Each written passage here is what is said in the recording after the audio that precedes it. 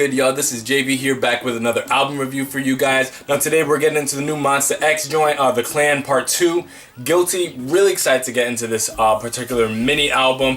When I did a reaction to their last release, Fighter, I let y'all know that I plan on doing a reaction to this mini album if you guys wanted it. So I got comments, you guys definitely wanted it. You guys also told me that you want a review of the new Shiny album and the new Ailey album. And don't worry, got reviews coming on the way for that one. So if you're not familiar with how I do my album reviews, I usually go track by track, let y'all know my quick thoughts, and then towards the end give you guys my complete thoughts on the project as a whole. So this is going to be a relatively quick one.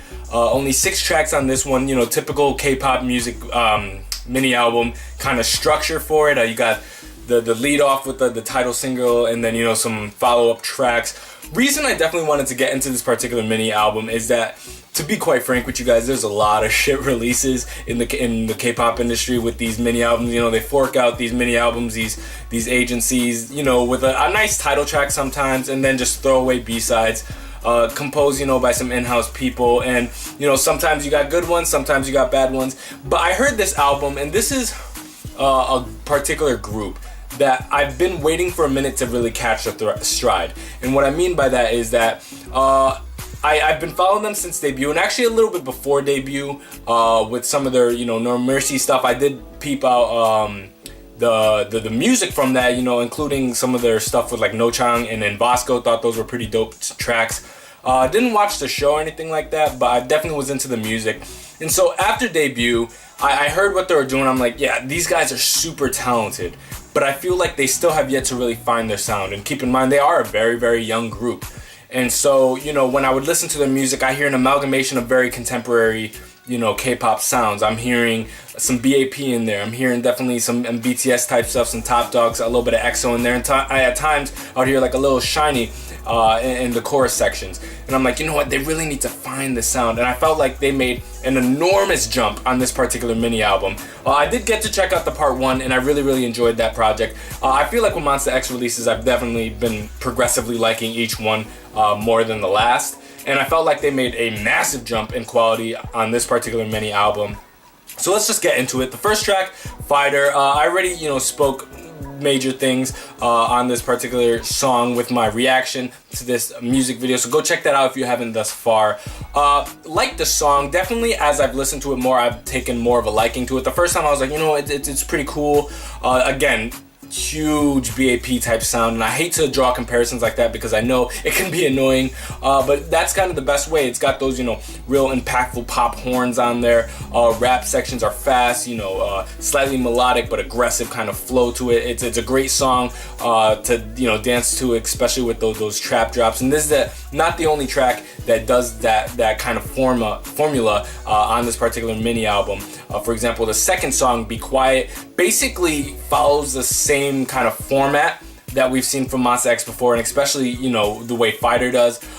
If they were gonna choose another song to market as the title single, I could say they could do Be Quiet. It's not what I would personally choose, and I'll get into that later, but I think Be Quiet could have easily been interchanged for another single that they could have marketed, because it's definitely of the same kind of vibe. Love the rap verses on this particular track. But then it brings us to the song Blind, and I think this is the song that really caught my interest. I think we got Giddy Boy there on the production. He's been doing a fantastic job.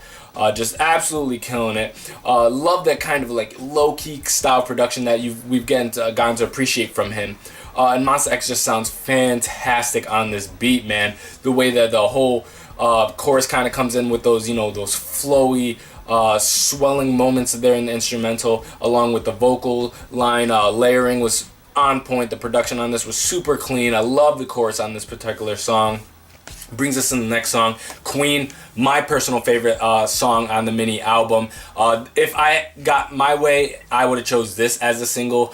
Love the chorus on this, man. Just everything from the melodic structure to the vocal performance on it, I think is just A1. Love some of the nice moments where it climaxes. I think this would have showed the benefit, both, you know, their hip-hop side and their vocal acumen. Monsta X, unlike a lot of other groups that, you know, do that, dabble in that hip-hop style, have a very, very strong vocal presence. And so that's why, you know, I feel like Queen would have been a great choice as the title single.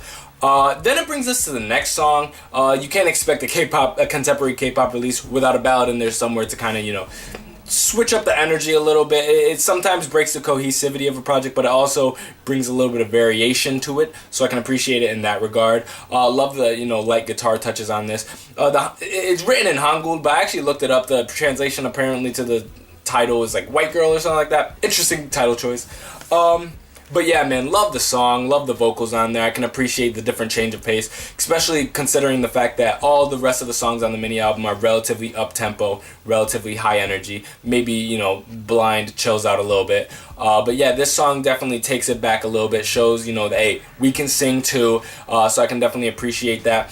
Only thing is that I appreciate them doing a ballad, but an acoustic ballad is kind of an interesting choice considering the nature of the mini album and conceptually what they were going for this time. It felt a little jarring. It didn't really necessarily fit the style necessarily of the music video mini album.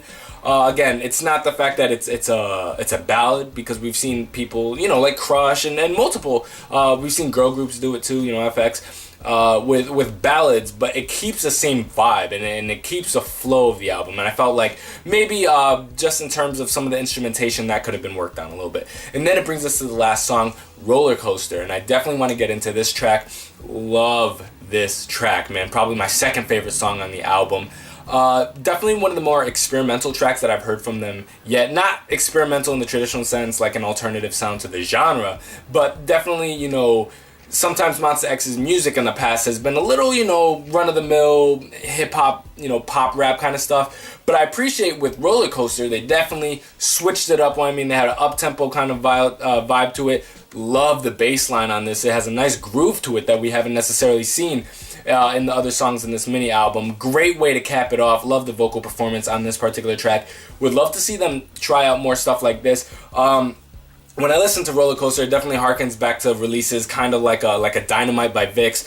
Some of those, groovier, pop tracks that I don't feel like we get enough in K-pop, so I can appreciate that. Again, there's multiple songs on this mini album that could be used as title tracks, and I think are really, really strong performance pieces, which speaks to the talent of this group, because this mini album is only 6 songs long, and I named pretty much 4 or 5 songs out of them that could literally be the title track for them. Only one I would say is the 5th track, the ballad. I wouldn't have necessarily gone in that direction. They maybe could do a little visual to it, but yeah, man, definitely a great mini album. Not necessarily reinventing the wheel or treading any new ground for the genre or anything, but I think it's definitely treading new ground for Monsta X. I think it shows their versatility as a group, it shows their growth, and it definitely shows me that they're definitely heading in the right direction. They're growing as a group, and I feel that in future releases it's going to get progressively better and progressively better. I know that eventually they're going to cement that sound. I don't think they're there yet. I got to be completely honest with you guys. I think that it's still very, it sounds like basically a lot of what's going on in the game right now, but I can see that little light behind them where I'm like, yo, they got something. And then there's some dope stuff on this mini album, so do not sleep on this. I'm gonna have a link below where you can buy this album, check it out, stream it, do whatever you want.